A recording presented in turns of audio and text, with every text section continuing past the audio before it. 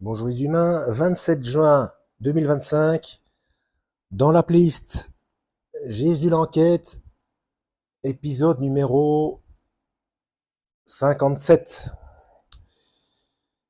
Alors, comme d'habitude, je mettrai la playlist en description de cette vidéo, si vous voulez suivre tout ça depuis le départ. Alors, on est toujours dans le chapitre Jésus et la gravitation universelle. Comme nous n'avons pas sous les yeux de description d'une civilisation extraterrestre intelligente, nous devons tourner notre regard sur la Terre et nous poser la question suivante. L'incarnation du Christ, il y a 2000 ans, est certes unique, mais si c'est véritablement un archétype universel, il doit avoir été saisi sous une forme ou une autre par d'autres civilisations qui n'ont pas de lien direct avec les rédacteurs des évangiles. Alors, il y a une annotation qui fait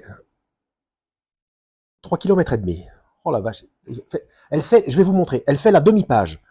Donc, ce que je viens de lire, c'est la moitié de ceci en haut, et l'annotation, c'est la seconde partie de la page. Franchement, parfois... Et puis, il y en a qui s'étonnent que parfois, selon certains bouquins, il faut que je retourne en arrière, en avant, sur les côtés, au-dessus, en dessous, prendre des numéros, mettre 3 marque-pages ou 4 dans un seul livre. C'est... Oh là là là là. C'est vrai, c'est un travail... Ce n'est même pas un travail de lecteur, c'est un travail d'acrobate. Alors, la notation. Il existe bien un curieux ouvrage, diffusé seulement à quelques centaines d'exemplaires en 1929, à l'époque où la science-fiction était encore balbutiante, et qui prétend décrire la vie sur une autre planète. L'auteur affirme qu'il n'a rien inventé, qu'il s'est simplement souvenu, entre guillemets, d'une autre existence. Ce qui est très frappant dans ce petit récit, dont on ne peut en aucun cas garantir la validité, c'est la cohérence générale des principes de la vie sur cette planète, qui serait plus évoluée que la Terre, et surtout qui se situe dans un système à plusieurs soleils, chose qui était peu connue et encore moins vulgarisée à l'époque. Et sur cette planète, la rencontre avec le Christ fait partie du b.a.-ba de la formation de tout adolescent, comme peut l'être le baccalauréat chez nous. Antéor, auteur anonyme, édition Leigh-Marie 1929, voir page 113 à 119. Entre guillemets, le Christ parmi nous. Alors, Antéor, ce serait le titre du livre. Et l'auteur anonyme, il n'ose même pas mettre son nom. Antéor. Alors, c'est... je vous l'épelle, si ça vous intéresse. C'est A-N-T-E, accent aigu, A-U-R. Édition Leigh-Marie, L-E-Y-M-A-R-I-E, 1929. Voir page 113 à 119, le Christ parmi nous. Le Christ parmi nous, ce doit être le chapitre de l'ouvrage en question. D'accord. Ensuite, ça continue. Ah non, c'est un petit 2, c'est pour après. D'accord. Donc c'est un peu plus court que ce que je pensais. Par lien direct, j'entends par exemple le fait que la très large présence de Jésus dans le Coran peut s'expliquer par les influences manifestes que certains mouvements chrétiens, refusant la divinité du Christ, comme les Ébonites ou les Nazoréens, ont eu sur les premiers stades du développement de l'islam qui justement refusent l'idée d'une divinité du Christ. Et là, le petit 2, donc je continue, le petit 2, cela n'implique pas que le Coran ne soit pas par ailleurs un texte révélé. Cette thèse de l'influence des Nazoréens sur la structuration de l'islam, je pense à un truc là, qui a été développée par des penseurs chrétiens plutôt anti-musulmans, ou en tout cas pas très œcuméniques, a été considérée comme sérieuse et intéressante par l'ancien recteur de la Grande Mosquée de Paris, Dalil Boubaker, avec qui j'en ai parlé personnellement. Nazoréens. Donc il y a un courant qui s'appelle les Nazoréens et qui refuse la divinité de Christ. Mais qu'est-ce que c'est que cette histoire? Allez voir, pour ceux que ça intéresse, allez voir ma playlist. Ah non, j'en ai pas fait une playlist. C'est quelque part dans ma playlist la Bible où je fais des citations de la Bible Chouraki, où il est bien... Ouais, j'aurais peut-être dû faire mais j'ai déjà tellement de playlists différentes. Dans la Bible Chouraki, il y a deux termes pour le Christ. C'est le nazoréen et nazarénien. Nazarénien, c'est-à-dire habitant de Nazareth, et nazoréen. Mais nazoréen qui veut dire nazir, c'est-à-dire consacré. Et ici, les nazoréens réfutent la divinité du Christ. Qu'est-ce que c'est que cette histoire? Est-ce que c'est une erreur de traduction dans la Bible Chouraki? Ou est-ce que, une fois de plus, là je vous invite à aller voir ma playlist Perversion des codes de Dieu, on utilise le même terme pour en inverser le sens? Je crois qu'ils ont fait il s'est passé la même chose aussi, enfin pour plein de termes. Je le répète, allez voir ma playlist Perversion des codes de Dieu. Et le langage humain est un code de Dieu comme les chiffres et les couleurs. Hein. Le terme, je crois que c'est le terme épicurien. Où il y a non, ascète, c'est bien, un ascète, c'est quelqu'un qui se prive de tout. Mais je crois que épicurien, dans l'esprit collectif, c'est quelqu'un qui profite des plaisirs de la vie, alors que la véritable définition, c'est quelqu'un qui se refuse au plaisir. Ou alors il y a autre chose. Ouais, je vérifierai bien dans le dictionnaire, mais ça va de nouveau décaler le son. Et puis c'est hors de propos de la vidéo. Donc on continue. Or, il existe un cas absolument fascinant, celui de la religion égyptienne et d'un certain Osiris. Osiris a été engendré miraculeusement par un germe venu d'en haut, envoyé par Amon-Ré à sa mère Nout, quand celle-ci était sous un figuier. La jalousie de son frère Seth, qui est souvent représenté par un serpent, va amener celui-ci à le tuer et à découper son cadavre en morceaux. Certes, ici, on s'éloigne de Jésus. Isis, sa sœur, rassemblera les morceaux et Amon-Ré fera un miracle pour ressusciter Osiris, le 3e jour après sa mort.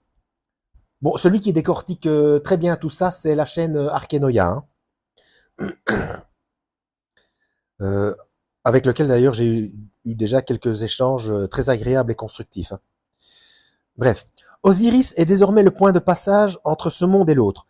C'est devant lui qu'après leur mort passent tous les hommes pour qu'on effectue la pesée de leur âme, c'est-à-dire le bilan des bonnes et des mauvaises œuvres, des mauvaises actions qu'ils ont effectuées pendant leur vie.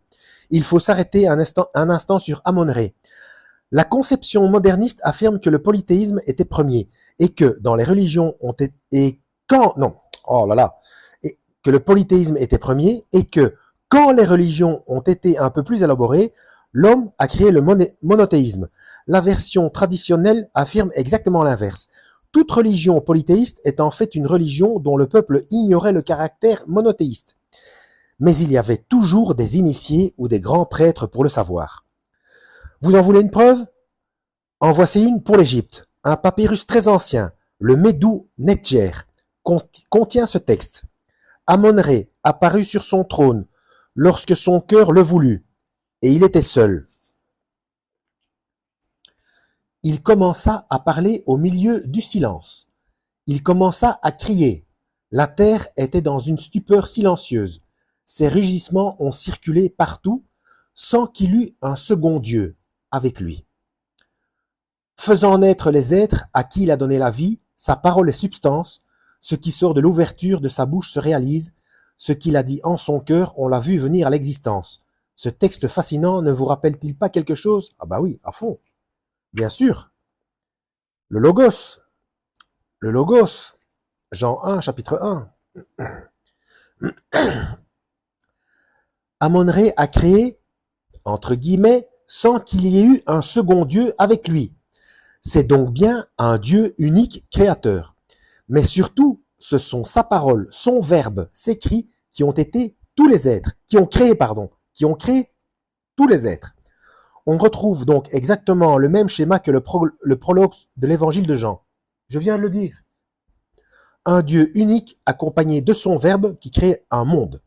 Si on se penche un peu plus sur le cas d'Osiris, on trouve un parallèle véritablement extraordinaire, comme le montrent ces phrases d'Osiris et du Christ, ou ces phrases d'Amon-Ré sur Osiris et ces phrases de Dieu sur Jésus. Ceci est mon fils bien-aimé, en qui je suis satisfait. Texte des Pyramides, ligne 1B, édition Mercer ou Mercer, c'est M-E-R-C-E-R, hein, pour ceux qui veulent faire des recherches. Celui-ci est mon fils bien-aimé, qui a toute ma faveur. Ça, c'est en Matthieu, chapitre 3, verset 17. Qui me voit a vu le Père, car je suis dans le Père, et le Père est en moi. Ça, c'est dans Jean, chapitre 14, versets 9 et 10. 10 minutes. Bon, on va continuer, on va faire cette page-là. Tu es en moi et je suis en toi, et tes attributs sont mes attributs. Ça, c'est Papyrus de Nu, ou nous, c'est NU, 84, ligne 20. Tu les as pris dans tes bras comme un bouvier, ces veaux. Tu es celui qui les empêche de tomber de tes bras. Texte des Pyramides 578 ou 578 et 1532. Comment ça, comme un bouvier, ces veaux? Un bouvier? Il y avait déjà des bouviers. Mais le bouvier des Flandres, c'est un chien belge, ça a été fabriqué. Dans l'Antiquité, il ne pouvait pas y avoir de... Qu'est-ce que c'est que cette histoire? Bon, c'est pas bien grave. Mes brebis écoutent ma voix, je les connais et elles me suivent. Nul ne les arrachera de mes mains. Ça, c'est dans Jean, chapitre 10, verset 27. C'est mon Père qui me glorifie, celui dont vous dites, il est votre Dieu. Ça, c'est dans Jean, chapitre 8, verset 55. Je suis le Fils de votre Seigneur et vous m'appartenez par mon divin Père qui vous a créé. Ça, c'est dans le Papyrus de Nu, ou nous, 47. Alors, il y a une annotation, petit 1. Tous ces extraits viennent d'un petit livre également très rare, qui s'appelle Le Retour du Phénix, de Marthe de Chambrun-Ruspoli, Les Belles Lettres 1982. Évidemment, le moderniste va immédiatement lever la main. Mais enfin, il est évident que le peuple juif ayant vécu comme esclave en Égypte, et l'Égypte étant un pays voisin d'Israël, ces mythes égyptiens ont été repris par les auteurs judéo-chrétiens et intégrés dans leur théologie. Intégration de ceci par cela, etc. Mais si les choses se sont passées comme ça, que voulez-vous que les premiers écrivent s'ils ont reçu les mêmes informations? À un moment donné, c'est comme vous avez plusieurs journalistes, ben c'est pareil avec les évangiles, vous avez plusieurs journalistes de différents pays, de différentes cultures qui assistent au même événement, ils vont l'écrire un petit peu à leur manière, selon leur manière de voir, selon leur vision aussi, s'ils se retrouvent dans des endroits différents, mais qu'ils ont quand même un visu, mais d'un angle différent, mais ils vont écrire la même histoire. Il n'y a rien de bizarre à ça. Hein. Ce n'est pas forcément prendre de l'un ou de l'autre. Voilà, bon, bref. Cette hypothèse satisfaisante et rassurante pour les modernistes d'une récréation de cette mythologie par des auteurs chrétiens qui auraient, entre guillemets, inventé un parallèle entre Osiris et Jésus, en plaquant un Jésus mythique sur le Jésus historique, dont on ne connaîtrait rien, est en fait une hypothèse peu crédible pour éviter de se confronter à la véritable réalité, celle selon laquelle les connaissances des Égyptiens seraient une préfiguration avec plusieurs années d'avance de l'incarnation de cette fameuse constante universelle qu'était Jésus. Voilà, 13 minutes. On va s'arrêter là à cause de deux choses. 1, j'ai faim. 2, ça a sonné, donc ça veut dire que c'est prêt. Voilà. En espérant avoir été utile, comme d'habitude, le marque-page, sinon c'est la catastrophe. C'est déjà la catastrophe quand j'en mets un. Lisez la Bible, à la prochaine, et que Yahweh vous guide.